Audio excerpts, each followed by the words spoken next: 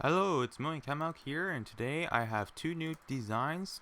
Well, actually more than two over there, but two new, more compact designs for counters compared to all that was out there before. So this one here is just a one wide, and in total it takes up an area of 30 blocks, while I have a more compact one that only takes up to essentially 24 blocks. Now, to begin with, what is a counter? We will go over to the beginning here. Essentially, a counter is you can essentially count how many inputs you have, and it goes up, and then for every n, so in this case is 5, every fifth button press we have, you get to trigger something. Now, to go over a brief design, most basic counters, they keep getting larger and larger the higher you need to count. So like, for example, this one here counts to 5, so if you're counting to 10, it'd be twice the size. So if you're doing high numbers, it gets big fast. And also the other thing is the reset time is normally a lot longer, where if you press something, as you can see, it didn't count it because of the long reset time. So one way involved was essentially using a dropper hopper way, which essentially allows for essentially a full in this case dropper's worth, so 5 stacks. However, this kind of suffers the same problem for the reset time. This design here is by Shavpang on Reddit. This design was mumbo jumbo.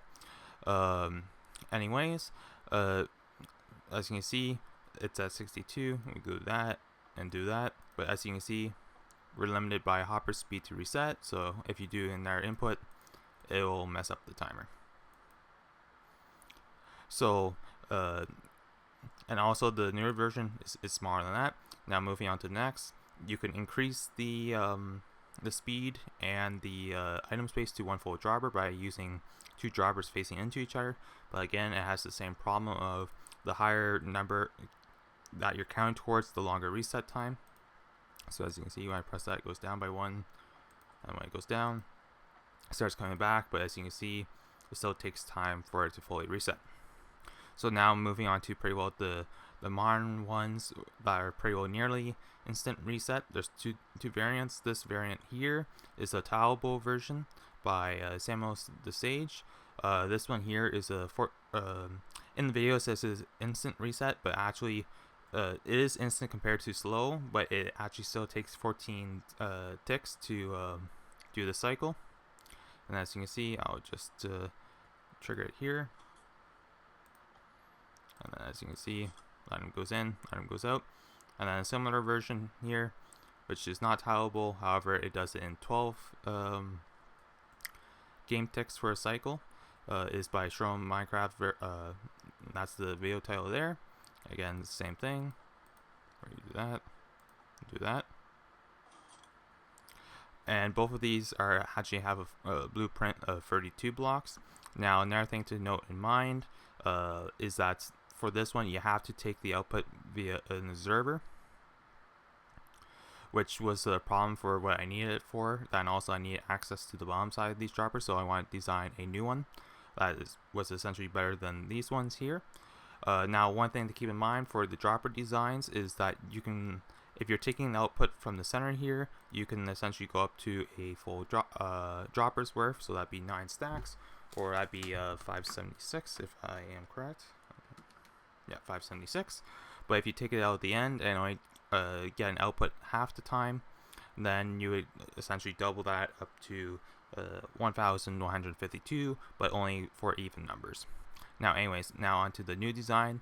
This one here, like I said, is by 30 blocks because it has a smaller footprint, and as you can see just by looking at it, it's a fair bit more simpler compared to what it is, the old one, with taking advantage of the copper bulbs. So as you can see, you can power it pretty well from any of the sides, and it just moves the item over, just like that. And then the advantage with this one is that whenever it is in the state of counting, so in this case it's the items in here is how many count, so this triggers every 4 times. This is a constantly on signal compared to these ones where it'd be only a pulse after you take it from the observer. As you can see, if I press it once, it turns off all the way along top. And do that. As you can see, it's pretty well silent. And then when it's in the state to trigger, this is constantly on, giving you more options. And then because of the openness, you can do certain add-ons if you need something specific from it. So again, the top line here, it covers anything from 1 to 576 pulses for how many button presses you do into the system. However, you don't really need it for 1 or 2, but anyways. But if you need to get more, this here can cover essentially 2 to 1,152, however, only covering the even numbers. So anything after 576, you can only get even by taking out from essentially one of the torches. Now, if you need, also the other thing is with this, if you want to keep track of which way is counting or which way is flowing, you can just take the output from one of the copper bulbs, so then you can do that. Now, the other advantage with this design is essentially you have access to the bomb, which essentially allows you to essentially put additional items into the droppers or take items out, which allows you to create a asymmetrical counter. So if you want to count like every 10 and then 5 and then 10 then 5, you can do that because there's open access to the bomb here. Now, one thing to keep in mind that is kind of true to this one, but it actually applies very well. Like I said, it's pretty well silent. Now, one thing to keep in mind is it actually kind of tells you if you're inputting it into putting your pulses in too fast, because it's also based on a 12-tick cycle. Because, like, for example, wait, I'll do it one more time here. So next button press, it'll cycle. So what I'll do is I'll do tick freeze and then press that. So then if I do tick step, no, step, 1, 2, 3, 4, 5, 6, 7, 8, 9, 10, 11, 12. Technically, if you had a dispenser hook up to it, it'd be on the 12th tick, but as you can see, it pretty well only took 8 ticks for the redstone line to activate. I'll do tick on freeze now. So essentially there's that. Now onto the build tutorial before I show the more compact one that has kind of a slight caveat to it. So as you can see, you can pretty well see it as it is here. So I'll just quickly copy everything here. So essentially what you want to do is have 2 droppers facing into each other. And then once you have that, you want to place 2 blocks down with a comparator pointing out both of them, and then comparators pointing into each other. And then here you place blocks on the end with torches on top, with the bulbs in the center. Essentially what the bulbs and these comparators do is they kind of lock each hopper, so the items can't be flowing back and forth, kind of like if you had 2 hoppers facing back in each other. After that, you place 2 solid blocks on top of the torch and the bulb, and then you want to place 2 slabs in the center to essentially avoid bud powering the droppers below. And you just run the line across. Now right now it doesn't work because both lights are on, but you can put down whatever items is, and then whatever side you put the items in at first, where the torch is off, just break it and replace it. So now it's working fine, and then from here you can just place your button wherever, as long as it's just the way you power it, as long as it powers both droppers with the same input, you are good to go. So as you can see, it should, oh wait, sorry, wrong way.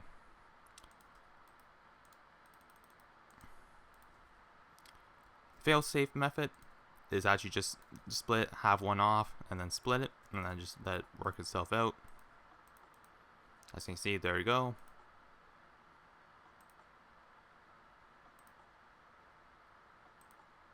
As you can see, there you go, that works. So now onto a more compact design. This one here, if you don't care about this torch or this redstone dust at the back here, the footprint is actually only 24 blocks, which is even smaller. Well, it's obviously smaller than those ones, but it's actually even smaller than this little guy here, while being better in pretty well all ways. So as you can see, it kind of uses the same method. One thing to note is this repeater doesn't have to be a repeater. It could be a note block, or as long as it's just some redstone component that sends an update, because essentially how it works is this torch here kind of bud powers the droppers and whatnot. So these guys have to receive an update. So this side doesn't need it because the button updates itself. But if you were to, like, for example, power it from this side, then it'd be this side that needs something on it to update. So I'll just put it back to the way it was.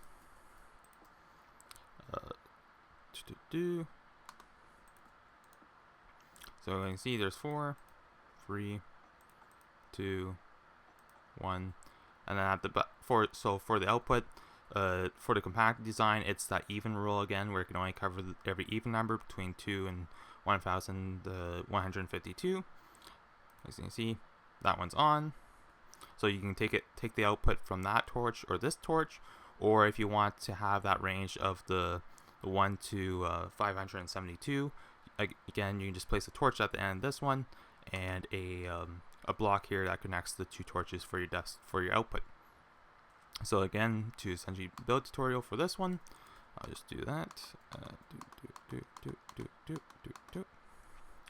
So essentially what you want to do is place your 2 droppers facing into each other once again, and then you want to place 1 block right before it and 1 block there and have a gap, so you're offsetting your comparators. Then after that, you want to place a block on the end of both of them, and then a block on the side for the short one, and then a block on top for the long one, and then put your copper bulb in the center with a comparator sticking out into a block with a redstone torch on the side, and then have your repeater on whatever side that you're not going to be powering it by. And then after that, you just need to look at which one would be unlocked, which in this case would be this side here for the way I built it. Or again, you can split it half and half if you guessed wrong, but as you can see, it works. Back to that side.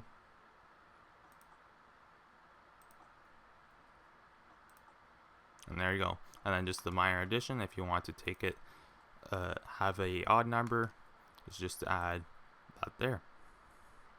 Now I have some alternate designs in case you have like some really strict build size requirements or an odd shape where you have to try to fit something in.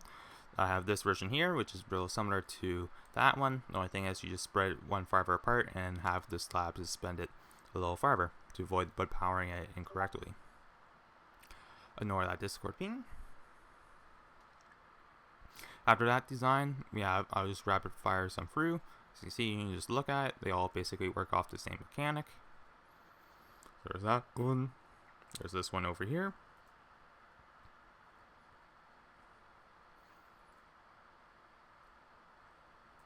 There's this one here.